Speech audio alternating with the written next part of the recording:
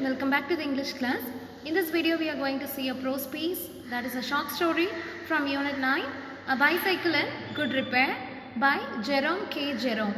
Jerome K. Jerome was an English writer and humorist. One of his famous works is Three Men in a Boat. So ஜெரம் K ஜெரம் வந்து இங்கிலாண்டை சேர்ந்தவர். இவர் வந்து ஒரு நகைச்சுவையாளர் அப்படின்னா என்னென்னா அவருடைய எல்லா எழுத்துக்களுமே ஒரு நகைச்சுவை உணர்வு கலந்த மாதிரி இருக்கும். ஆனாலும் அதில் சில கருத்துக்கள் சொல்கிற மாதிரி எழுதியிருப்பார். So this is a short story written by him. இந்த பைசைக்கிள் அண்ட் குட் ரிப்பேருங்கிறது ஒரு சிறுகதை, சரியா? ஸோ இதுக்கு முன்னாடி என்னன்னு பாருங்கள். If you wish to go on a long bicycle ride, the bicycle should be in good condition. If possible, an expert mechanic should overhaul it. But what happens if the machine has a will of its own and the mechanic knows next to nothing?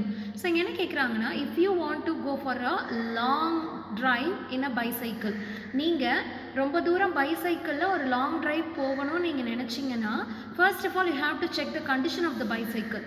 Not only bicycle, first of all you have to check the condition of the vehicle. நீங்கள் ரொம்ப தூரம் வந்து travel பண்ணி போகணும்னு நினைக்கிறீங்கன்னா first நீங்கள் என்ன பண்ணுவீங்க, உங்ககிட்ட இருக்கிற அந்த வெஹிக்கிளை நல்ல கண்டிஷனில் இருக்கா, அதில் பெட்ரோல் இருக்கா இல்லைன்னு பார்ப்பீங்க. பட் பைசைக்கிளில் போகிறீங்க, சைக்கிளில் போகிறீங்கன்னா என்ன பண்ணுவீங்க, சைக்கிள் வந்து பிரேக் நல்லா இருக்கா, டயர் நல்லா இருக்கா, பஞ்சராக இருக்கா இல்லையான்னு சொல்லிட்டு பார்ப்பீங்க இல்லையா, பெல்லெல்லாம் நல்லா இருக்கான்னு சொல்லிட்டு செக் பண்ணுவீங்க இல்லையா.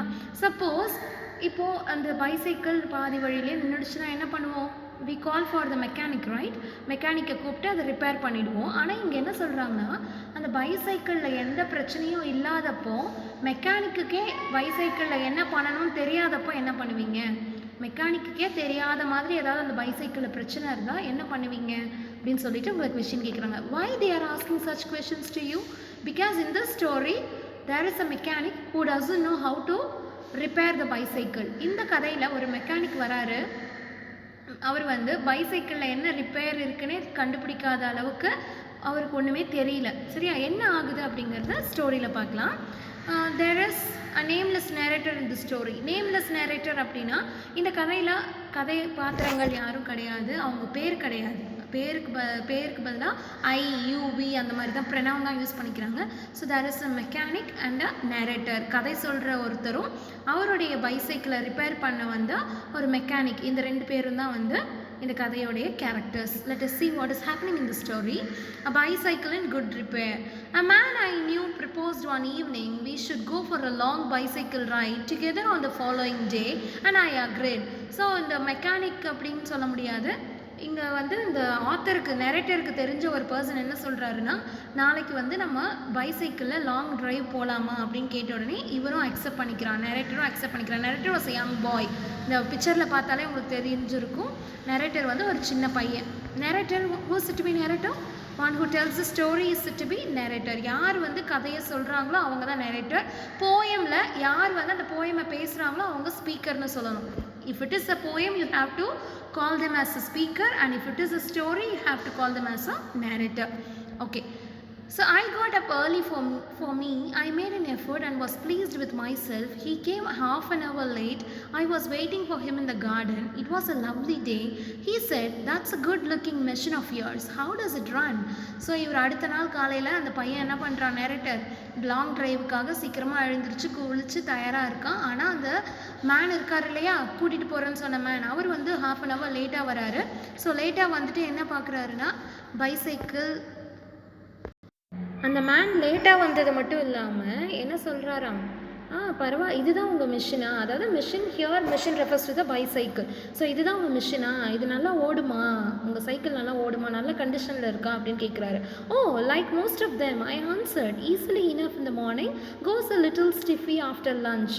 ஸோ என்ன சொல்கிறார், மற்றவங்க மாதிரியே நல்லா ஓடும், காலையிலலாம் சூப்பராக ஓடும், ஆனால் மத்தியானம் சாப்பிட்டுட்டு கொஞ்சம் நம்மளால் ஓட்ட முடியாது, சாப்பிட்டுட்டு சைக்கிளை மிதிக்க முடியாது, மற்றபடி என் சைக்கிள் சூப்பராக ஓடும் அப்படின்னு சொல்லிட்டு அந்த நேரேட்டர் சொல்கிறாரு.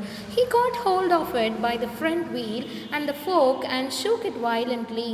ஸோ உடனே இந்த மேன் இருக்கார் இல்லையா, அவர் என்ன பண்ணுறாருன்னா அந்த சைக்கிளோடைய ஃப்ரண்ட் வீலை பிடிச்சி ஆட்டுறாரு. அது வயலண்ட்லி அப்படின்னா ரொம்ப வேகமாக அந்த அந்த வீலை ஆட்டுறாராம். ஓகேவா? ஐ said don't do that, you will hurt it. I did not see why he should shake it.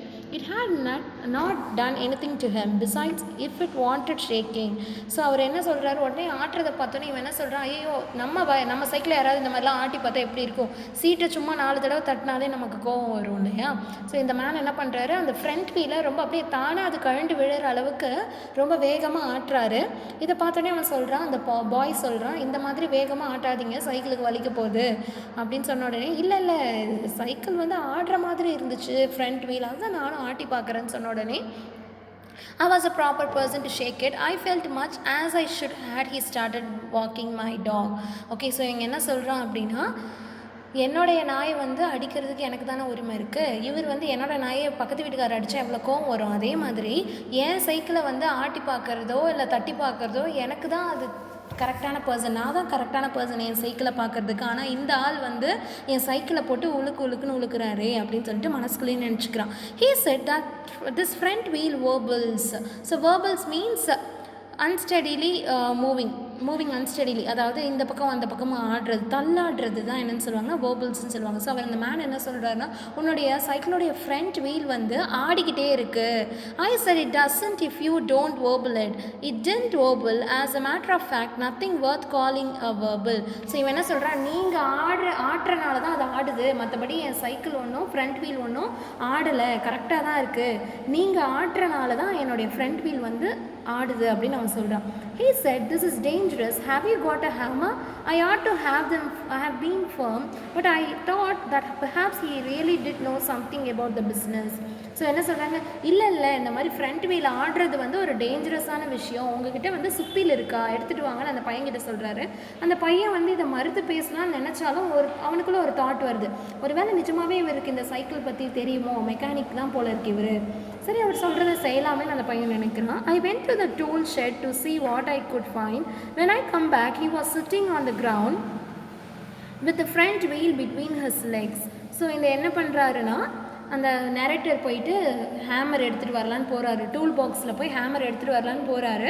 போயிட்டு வரும்போது என்ன ஆகுதுன்னா, இந்த மெக்கானிக் மாதிரி வந்திருக்காருல அந்த man actually he is not mechanic. Okay, mechanic கிடையாது, ஆனால் மெக்கானிக் மாதிரி எல்லாம் தெரிஞ்ச மாதிரி அவர் சைக்கிளை வந்து ஆராய்ச்சி பண்ணுறாரு. அந்த மேன் என்ன பண்ணுறாருன்னா, அந்த ஃப்ரண்ட் வீலை கழட்டி தன்னுடைய 2 காலுக்கு நடுவில் வச்சுட்டு உட்காந்துருக்காராம். He was playing with it, twiddling it round between his fingers. The remnant of the machine was lying on the gravel path beside him. So இங்கே என்ன ஆகுதுன்னா, அந்த சைக்கிளுடைய ரிமைனிங் பார்ட்டெல்லாம் அவருக்கு பக்கத்தில் இருக்குது. அந்த சைக்கிள் வீல் இருக்குல்ல, ஃப்ரண்ட் வீல், அதை வந்து வச்சுட்டு அவர் கையால் சுற்றி விளையாடுறாராம். He said, it looks to me as if the bearings were all wrong.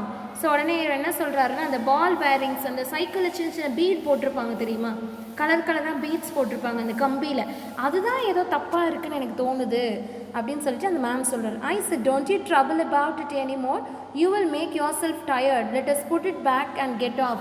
உடனே இவன் என்ன சொல்கிறான், இவனுக்கு அவர் பண்ணுறதை பார்த்தா கோவமாக வருது. சைக்கிள் லாங் ட்ரைவ் போகலான்னு சொல்லிட்டு வீலை கழட்டி வச்சுட்டு, அந்த பீட்ஸ் கலர் பீட்ஸுக்கும் சைக்கிளுக்கும் என்ன சம்மந்தம், அது அழகுக்காக போட்டிருக்காங்க, அந்த பீட்ஸில் தான் ப்ராப்ளம் சொல்லி நோண்டிகிட்ருக்கவே இவன் என்ன சொல்கிறான், இன்டெரக்டாக, நீங்கள் ரொம்ப டயர்டாக ஆகிடுவீங்க இந்த மாதிரி சைக்கிளை ரிப்பேர் பண்ணிங்கன்னா, நீங்கள் அதை மட்டும் வச்சுட்டு வாங்கலேன், நீங்கள் ரெஸ்ட் எடுங்களேன் பேசாமல் அப்படின்னு சொல்லிட்டு அந்த பையன் சொல்லி பார்க்குறான்.